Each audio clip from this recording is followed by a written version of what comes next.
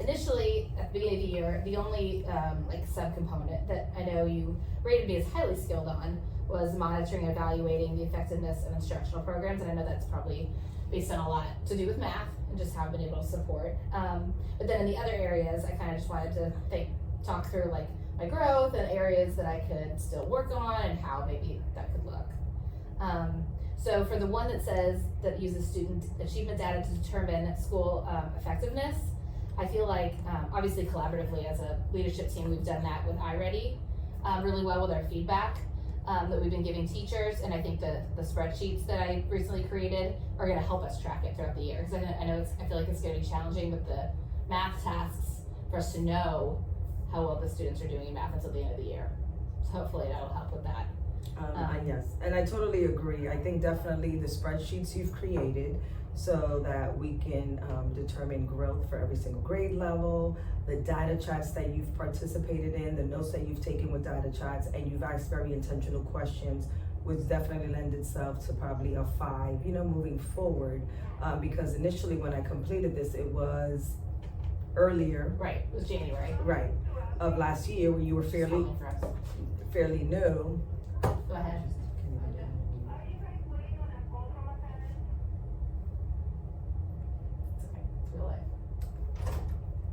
It's okay, we're trying to do an interview, but it's okay. It's all right. Where's the laptop? It's over here, We're gonna put a screen, listen, they've called us 3 times already. It's okay, right? Well, that's why I was like, yes, no. Thank you. I came in earlier, you weren't the only one. It's like we got like, we can edit it. Oh, you can edit? Oh, good. Yeah. So this is real life. Oh, Okay. good luck! So sorry. Okay. Are you waiting for a call from a parent? No. That's what Alejandro's asking. Who's the parent? Alejandro, please come in my office. Like, it could be. I know, I can't think of anybody. Beth left the phone call left the phone numbers for a parent. Okay.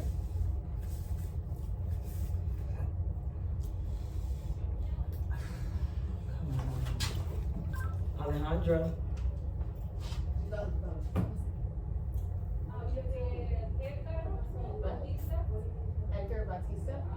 Edgar Bautista? No. No. Yep. Okay. Okay. All right, we can move on to the next one. Yes. Yes.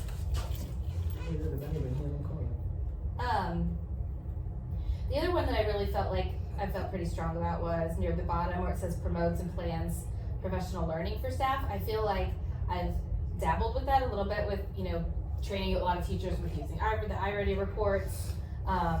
I know during the math cohort that's been meeting to implement the new standards, I helped with some of the number talk portion of that. And I really feel like that's something I would like to do more of. I know it's hard because we have, instructional coaches where that's obviously what they do.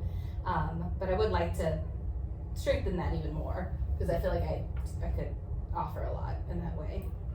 So. I totally agree. And yes, because last year I think you might have done like maybe 1 PD. But this year, along with some of the professional development that you've provided to teachers, you've also been able to support them when it comes to iReady, the lessons, the comprehensive checks that you've done. But not only that, I noticed that you've been trying to strengthen your literacy as well, the literacy instructional pieces as well, because you've taken part in letters as well. Right. What I would suggest is that, and I know I do it because I feel more comfortable with ELA, so I tend to shy away from math. So for me, I'm trying to start making a shift. So I'm like, okay, I got to observe in math and provide teachers with, some feedback in that regards. And I would have you do that shift, not all at once, obviously, but little by little saying, okay, you know what? I'm going to start maybe 2 teachers on the observations, going ahead and providing them with some feedback. And even if you want some feedback, let's say from me and Beth, or the coaches, I would go to the coaches. That's what I would do. I would go to the coaches and say, hey, this is what I saw. Right. How would you rate them that way? Like what look fors Exactly. should I be using to identify? Correct. Yeah, for sure. I can see that. Yeah, I mean, I've already learned a ton even just through letters, so I feel like I'm getting there. Right. Yeah, and just helping mentor some teachers through like restructuring their math block with the tasks and when does direct instruction fit in? What does that look like? Remediation, differentiation wise, I feel pretty good about that. Yes. And then the last one about monitoring teacher performance through TEKS.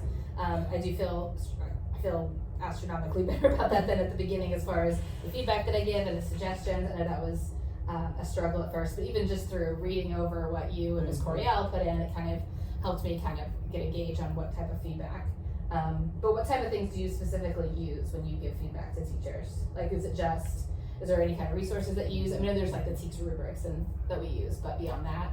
There are these TEKS fact pages, and a lot of the verbiage that I use. So for myself is what I've written out, like, okay, I've taken a lot of the verbiage from all of for the different standards and the TEKS facts, and have generated just kind of like even openers for teachers. So that's what I normally do, is that I have a sheet that I'm like, okay, I've studied every single standard, written some notes about each one, and then sometimes when I even open up an observation, like let's say this on standard, let's say, what is it, instructional strategies, I always talk a little bit about the instructional strategies based on that verbiage that was given to me, that was provided in the fact sheet, and then I go into what it is that I've seen them do. Like so that's already, that's already been like populated, because that's how I created, because I like using, I mean, they're the ones who wrote it. It's the TEKS, you know. Use their resources. Yes, so that's the resource that I use. And of course, what I see in the classroom.